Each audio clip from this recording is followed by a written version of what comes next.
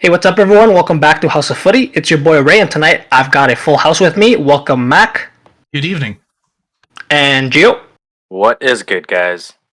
On today's podcast, we are going to be reviewing the action from the Champions League games that took place this week, and we'll also preview the FA Cup matches that are taking place this weekend.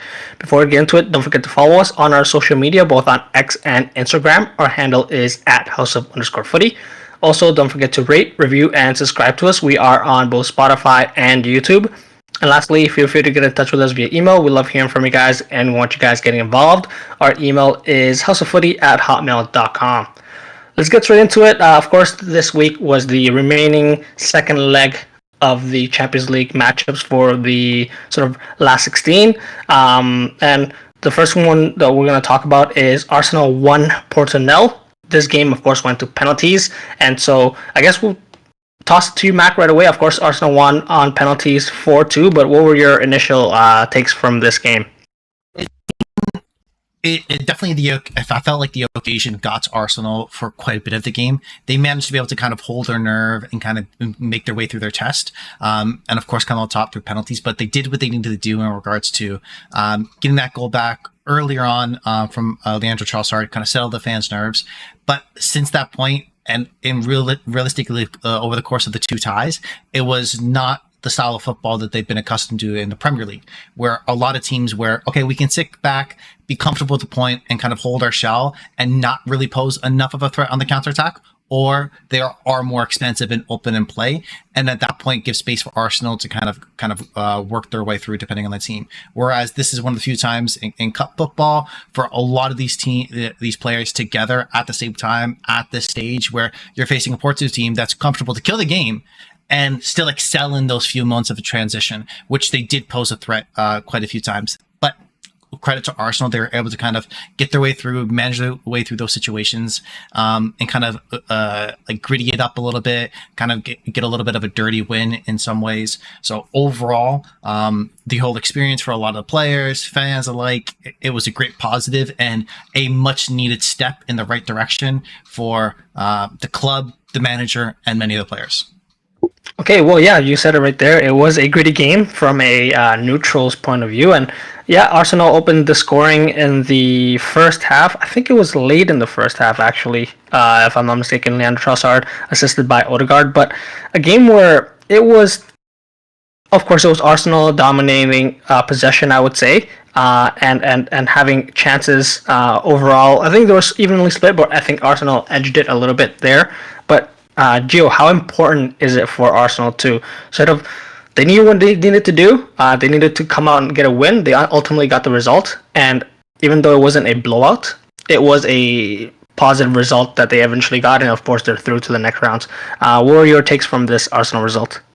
Yeah, no, obviously. I think when you take a step back and you kind of look at it, as a football fan, you kind of are happy but not happy because Arsenal is now able to kind of, although play bad and still scrape away with the win. Good teams are able to do that, and the fact that they were able to put the bad play aside and really just go after it, just shows a level of confidence that they have in themselves. That yes, isn't technically our brand of football, and we're not playing our brand of football right now, but we need to do something to get it done and to get through the next round, and we'll worry about it after the game. And I think that's what Arteta wanted to do. At the end of the day, I think they did control most of the performance, control most of the game. Porto, in terms of coming back after Arsenal scoring that goal initially, was very it was hard to see.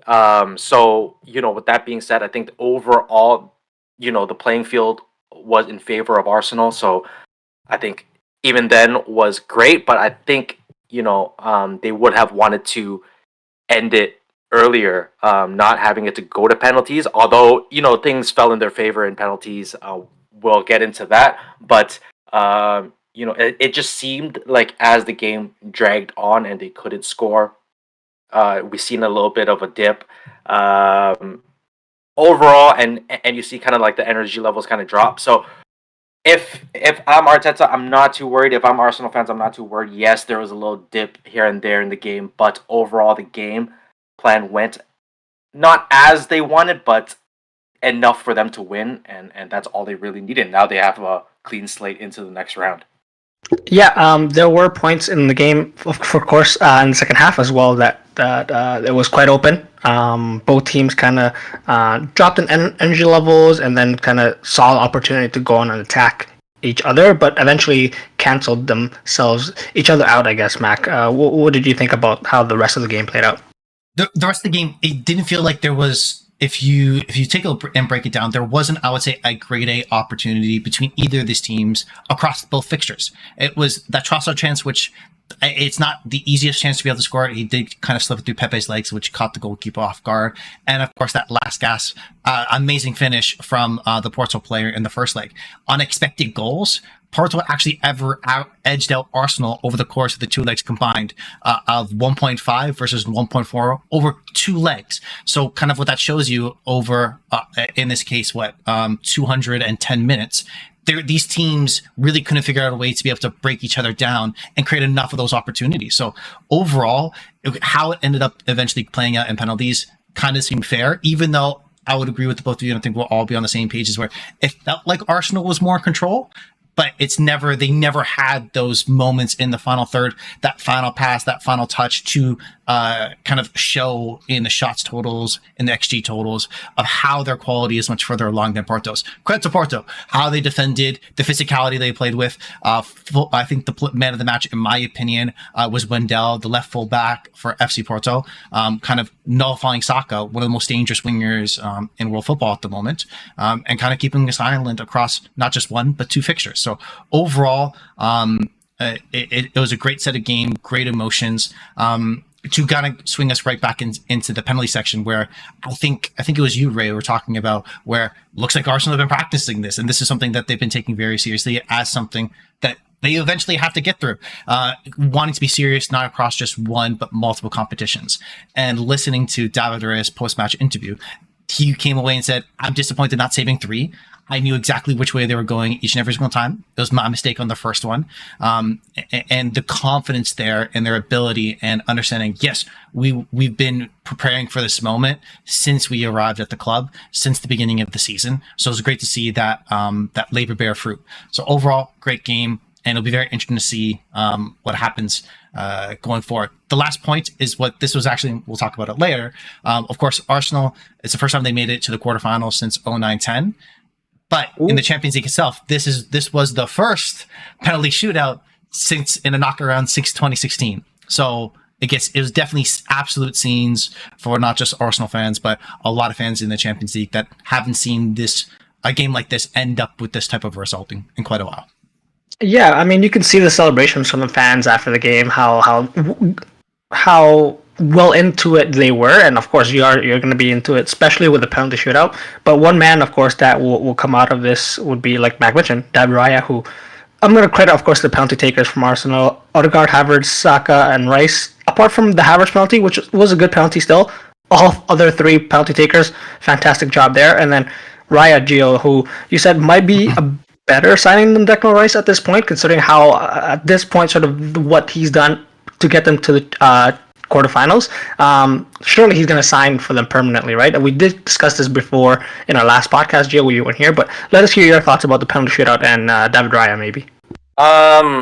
Hey, he has come up big, and we've seen the differences. Obviously, I don't want to take away too much from Ramsdale's plate because, he doesn't get the minutes that, players need reps to feel comfortable on the pitch. Obviously referring to the mistake over the weekend, but David Raya, obviously coming into a big club, understanding the circumstances, understanding, we're challenging for a title, we're challenging to move on in the Champions League, given, the team's sort of lack of success in the Champions League. For him to stand tall, not once to put them ahead, but twice to really seal the game, I thought was amazing. And for what they signed him for, pretty much puts this, fans would say, oh, that's a bargain at this point. having him save 2 pens, and now now that you have a keeper who's able to read pens and is comfortable saving pens, as a coach, as a manager, you're just more comfortable with dragging the game on if you need to. If you just need to possess the ball and the team has better attackers. Say you're facing a Real Madrid. If Real Madrid is only as dangerous as they are when they have the ball. So when they don't have the ball and they become more of a possessive team, and Madrid don't get the ball and they're able to kind of play out the game that way, and comfortable to going into pens, then that kind of puts the ball at their feet and the game at their advantage. So I think this is a good tell sign for Arsenal going further into the Champions League and also further into other competitions. Yeah, so great news there. That's another sort of level that Arsenal could take it up to, and we'll definitely see what happens in the next sort of little bit of play. But you mentioned there, of course, for Ramsdale, a lack of minutes and maybe a lack of match form. Something that you could argue what happened in the Barcelona versus Napoli game could be a little bit of lack of fitness and lack of form from Osimhen and Kvaratskhelia, because Barcelona were 3-1 winners on the night, going through, of course, on aggregate. In this tie, I think it's 4-2. And so I gotta firstly apologize because I kind of tipped Napoli to go through in this tie, but gotta give it to Barca with their mixture of their experienced guys. You have your Lewandowskis, your Gundogan, Ter Stegen, even Sergio Roberto coming on late in the game and affecting the game. Whereas they also have that youth with Lamine Yamal, and I think their center back, I can't recall the name, Kubarsi. Great job there, keeping Osimhen relatively quiet. But Gio, overall, are you disappointed in sort of how Napoli weren't able to take the game to this Barcelona side who have shown sort of up and down form this season? What were your thoughts, Gio?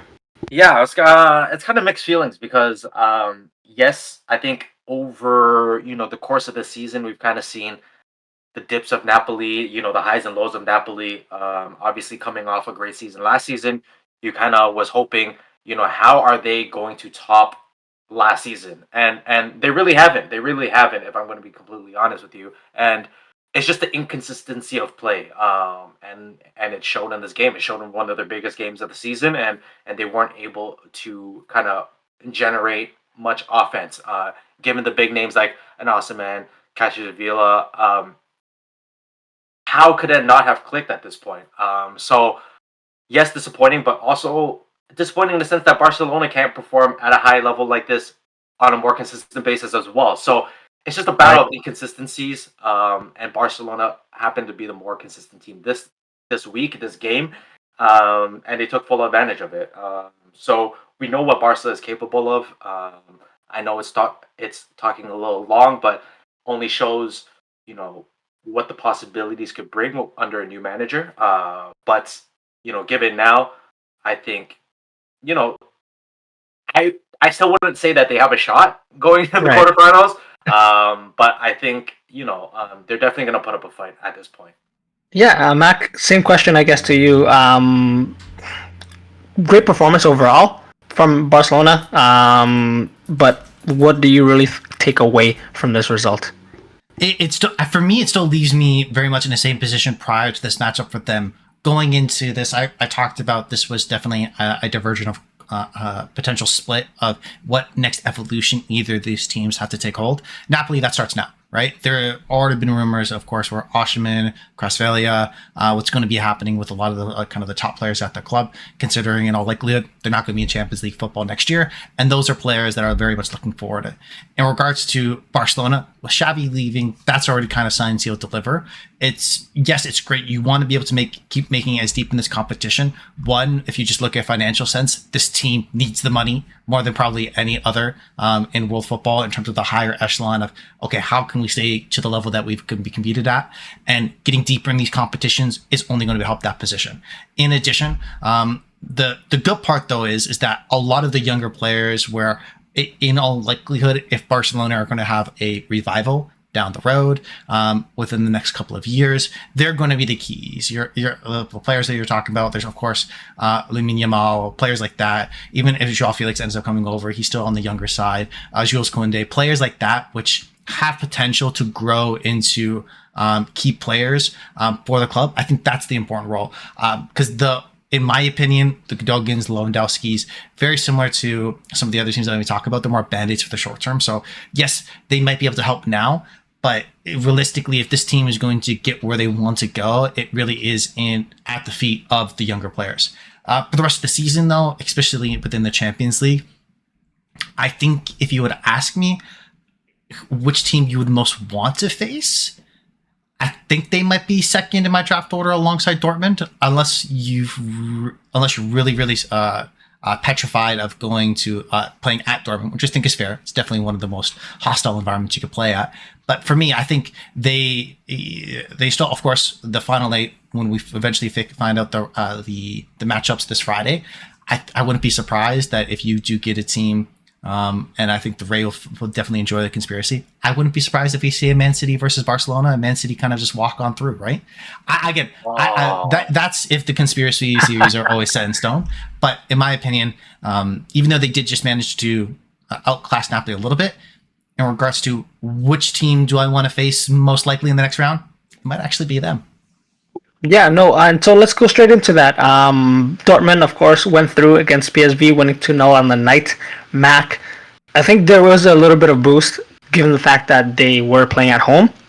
Fast start, could have gone up in the first 2 minutes, and then, of course, Sancho pulling that Mbappe finish near post, getting that go-ahead goal really early, and then Malen had a number of chances in the in the first half as well, and then PSV had a little bit of a flurry coming back in the second half. Ultimately, they had a chance to tie it right at the end with De Jong. That nice little 1-2 in the edge of the box. Hitting it over the net, though, that composure was really needed. And that's how quickly things changed because, of course, on the other hand, Royce went down and iced the game there. But yeah, Mac, quickly, what were your thoughts on this result? This result, I thought it kind of... Over the course of the two legs, Dortmund were the better team. But I think PSV, if they look back, they had moments in this game where they could have got back into the fixture. It's not too dissimilar, and we'll chat about later in regards to the Atleti and Inter Milan finish. Atleti could have gone on to win the game in the final seconds. PSV could have kept them alive in the final seconds. And it was just that lack of quality from their main man that kind of missed them out. I do think, though, like I said, Dortmund were over the course better in regards to even the full crew goal that was disallowed through offside. Fine margins, but quality ball from Royce, the ability to be able to put that off. If I want to single out one player that I feel like needs to take a step forward, you actually highlighted himself, is Malen, where a lot of the times, again, I think he has, in terms of if you were to build a footballer, an attacking player, maybe out the wing, a striker, he has everything you want. He has pace, he has desire, he has a great strike on him. But the final decision making where he's taking on these opportunities from very, very poor angles, and I would argue not helping his team given the type of position he's playing, I think that's kind of holding them back a little bit. Where if you had a little bit more of a maybe experienced or composed player, might put them in a better position. So if they're going to continue to be a threat in the Champions League and make a run that they've done previously under different management that many of us are familiar with, they need a player like him to step up. But in this game, they did just enough to be able to do that and kind of rode their luck and rode their a little bit of fortune, I would argue, than even two teams that made it through penalty shootouts, in my opinion. So overall, great matchup. Love to see how they played, but I still think we can get more out of this team as a Champions League threat this year. So you're saying Daniel Malen to Liverpool, a lot of chances, but just can't finish. You get Adeyemi or Malen, one of the two. You don't get both. Because I've seen you Adeyemi to Liverpool. To be fair, I've seen everybody go to Liverpool. Every winger to replace Salah once is gone, right? You know, I got you. So actually, if you give me the choice, I wouldn't pick any of those two because I might pick another player at Dortmund right now that's on loan And that's of course Gio's boy, star boy, Jadon Sancho, who scored the goal early in the first half. So Gio, let you cook on that, and also shout out Dortmund, who you of course mentioned them quite early in the Champions League stages. That they have enough to go deep in this competition. So look it up, Gio. Game-winning goal, mind you. Put some respect on his name. No, I think he still has a lot to prove. That boy was struggling, but no, it's good to see him get on the scoreboard. It's good to see him, put on moves of old and really just kind of show what he can still do. Although against the PSV side, not to discredit PSV by any point, but by any means, but there are better teams out there that he's played and that he's performed at a very high level. So yeah, no, for him to get that goal, I think was important. But yeah, shouts out to Dortmund. They faced 21 crosses. Like Max said, I would have expected, a goal from PSV to kind of make it a little tighter. But no, I think they held the shape well. One held the shape well. Two defended very well. Very sound clearances. Nothing too fancy. When they needed it, was just very sound, just very what you needed. I think added that they were at home, just helped the nerves. If they ever get nerves, that team just seems to be so young, but always plays so maturely. But yeah, to that point, they do advance, and I do think if they are to advance any further, again, like Max said, it's going to come down to Mullins really decision making, putting away chances.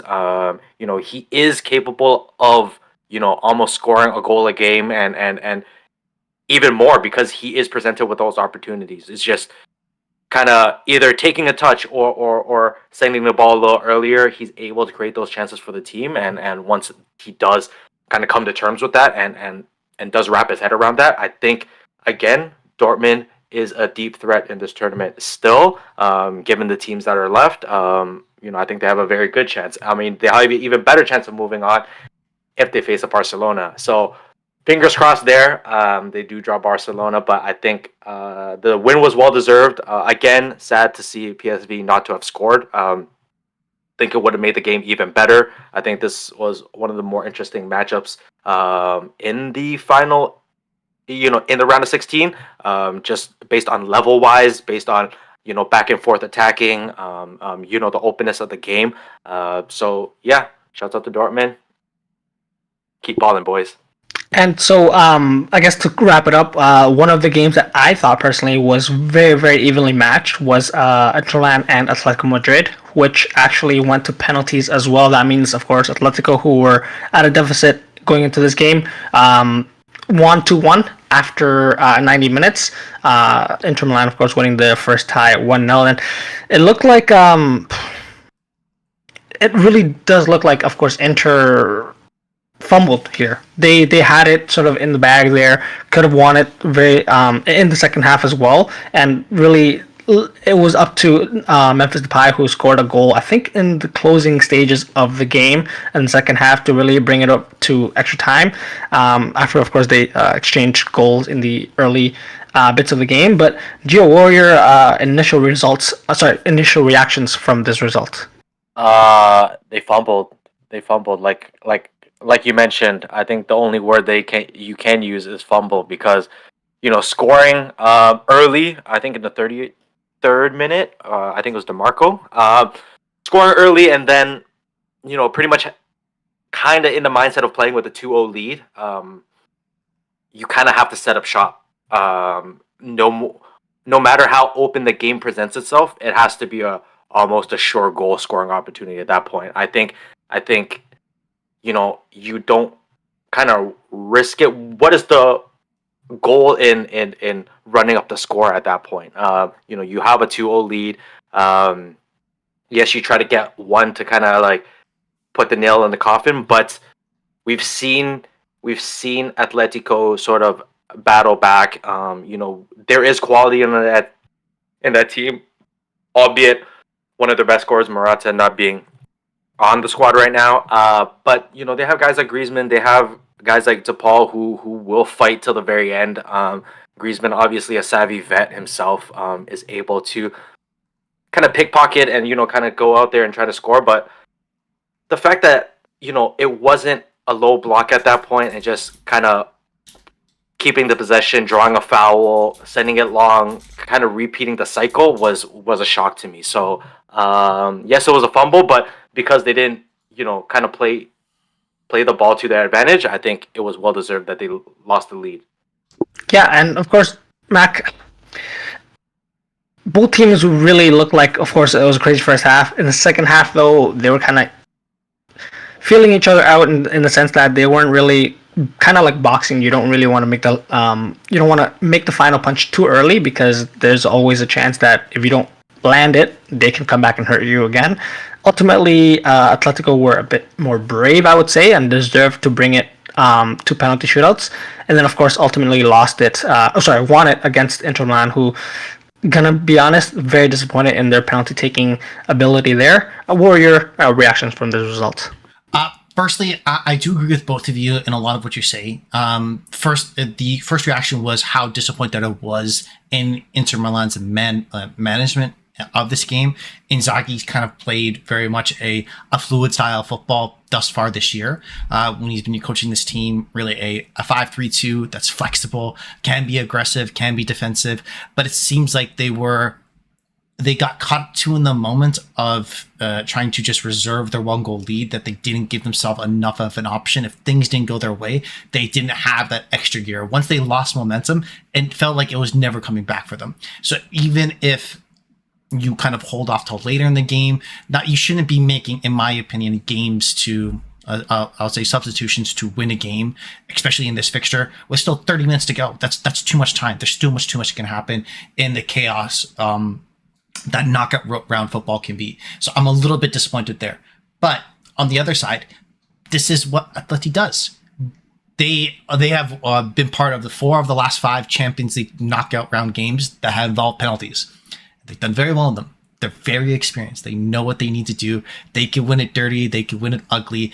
This is their calling card. This is I would argue in a lot of ways is what they're built for in comparison to a very much a long running season, where on their day they can cause anybody problems, just of how good defensively dirty they can be. And they have players in the final third that do have the quality to create moments for themselves, but also every player that plays on the pitch is kind of an animal themselves, where they have that work rate defensively. So it's kind of a all-in approach, which in this type of competition, why they historically have done better than they have done in La Liga, in my opinion, right? So I'm not totally surprised, but I am disappointed. And right when we initially talked about where this could be a very good matchup back, I think, quite a few weeks ago, I am a little bit surprised that Inter Milan didn't carry it over. As for me, they were one of the threats to potentially make the final. Of course, now that they're out, better for a lot of other teams, I guess. But Atleti themselves are still a very dangerous team. And I would argue no one is excited. No one wants to play them. You're going to, you may win the game, but you're going to leave with a lot more bruises than you showed up to the game with. Exactly. So we've gone long, and we're definitely going to discuss more of what the last 8 draw means, and of course when that happens we'll definitely discuss that with you guys. But let's take a quick break here, boys, and then we'll be back covering some of the FA Cup action taking place this weekend, guys, so stay with us. Welcome back to Hustle Footy, guys. We are going to continue now discussing the FA Cup action that's taking place this weekend. First, we're going to go straight to Man U versus Liverpool.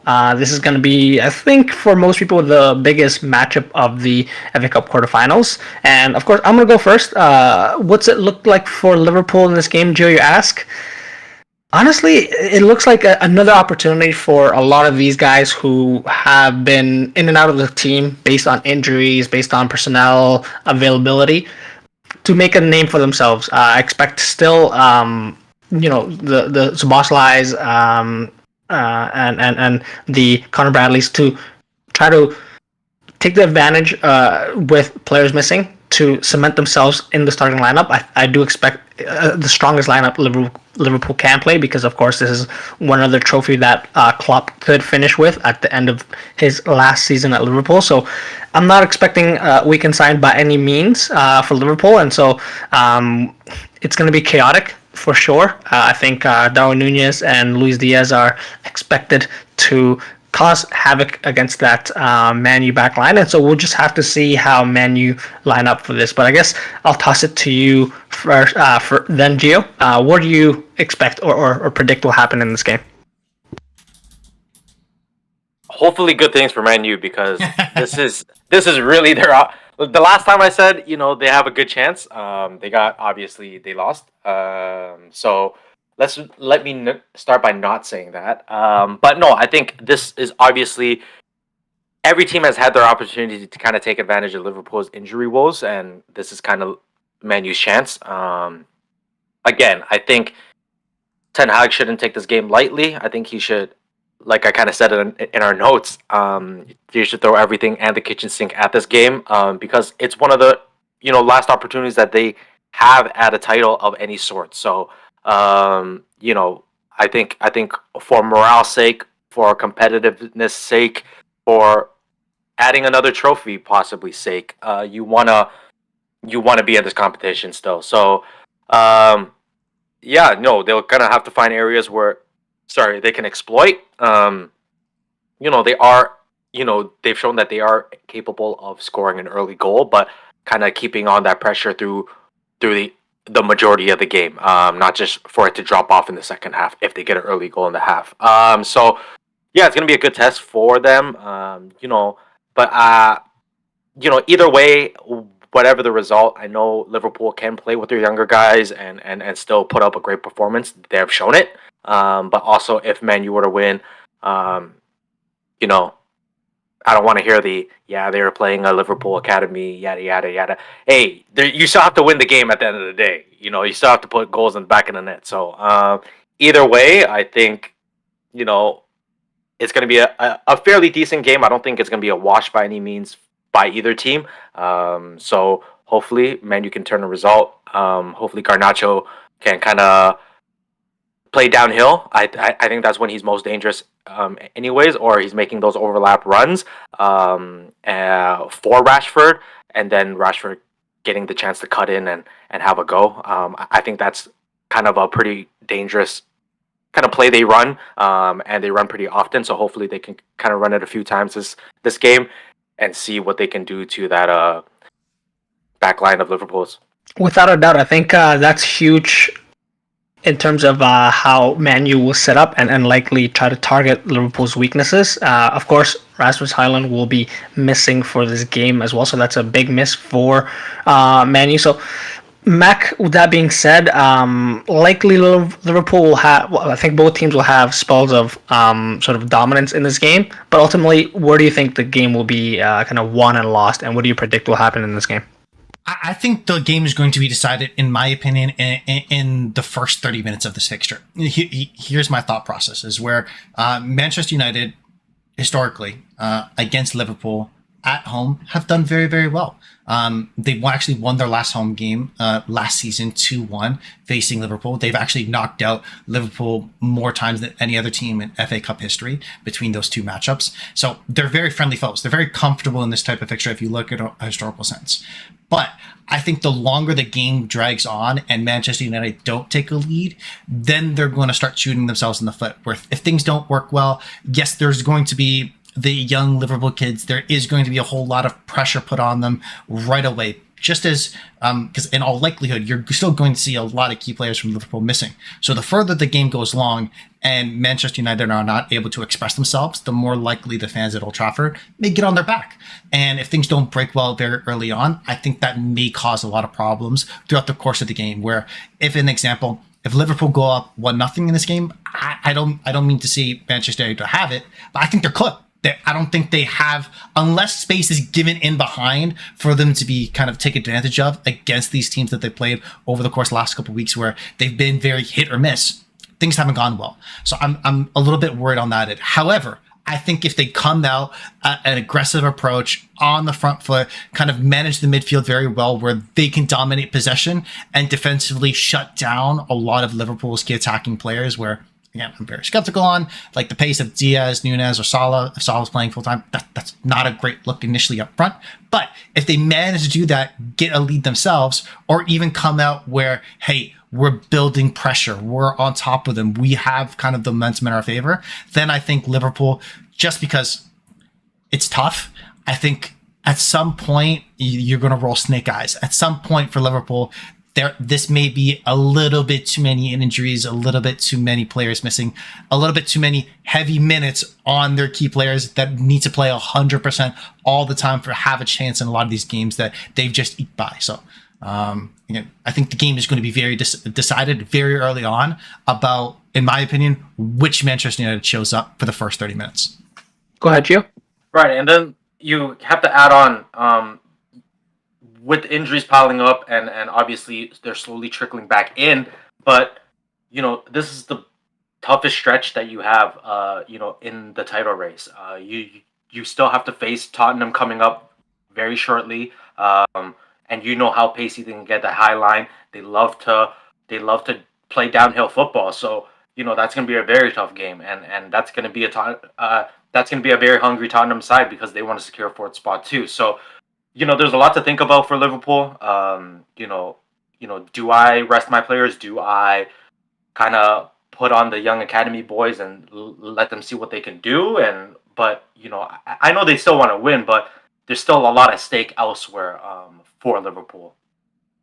Yeah, boys, and ultimately it is Man United versus Liverpool. Probably one of the fiercest rivalries in world football, you could argue. So anything could happen in sort of like a derby match like this. But let's move on then to another game that a lot of maybe neutrals might not be looking out for, but of course we will cover in our preview, and that's of course Chelsea versus Leicester City.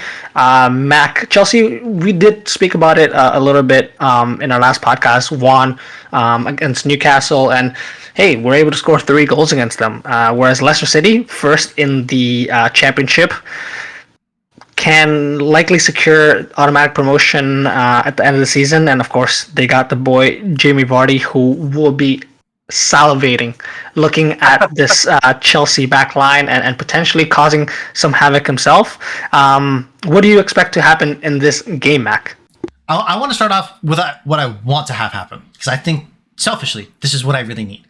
I need Chelsea to lose. I see Liverpool and Chelsea play another goddamn game in a cup final again, I'm done. I don't need it. I don't want it. I'm done. Let's move on. Give me at least a couple of years, maybe the rest of this year, just no more, okay? Because those games sometimes have been a little bit exciting, but most of the time they've been boring, and I'm done. I want to move on. So I need Chelsea to lose. Cards on the table.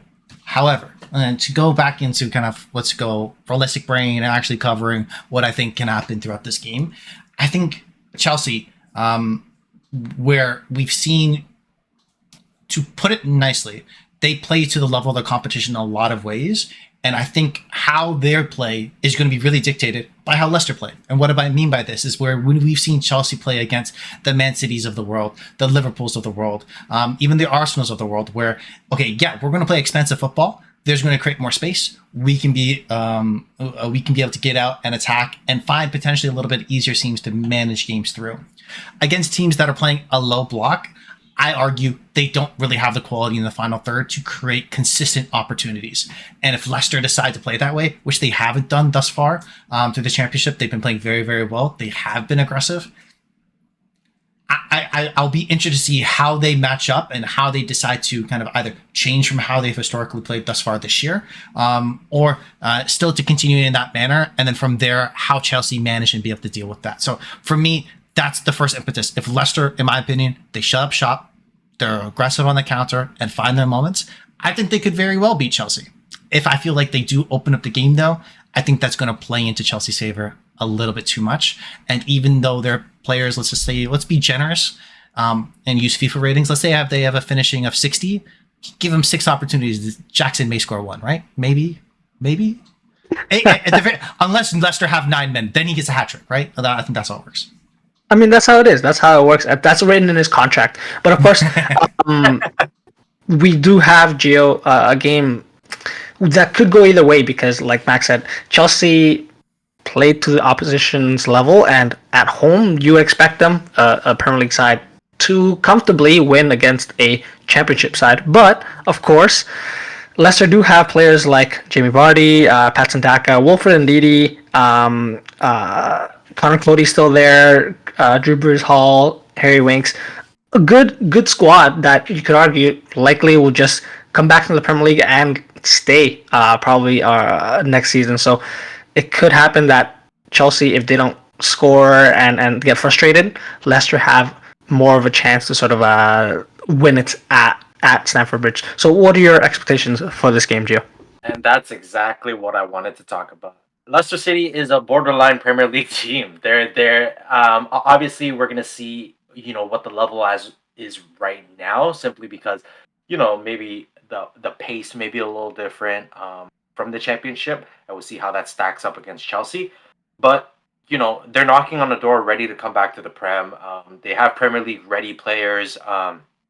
They're very capable of winning this game. So I'm very excited, and like Max said, Chelsea tends to drop to the level of their competition. So who's to say Leicester can't win? Again, Jamie Vardy is Jamie Vardy at the end of the day. He can cause some shithousery, and I would love to see some shithousery.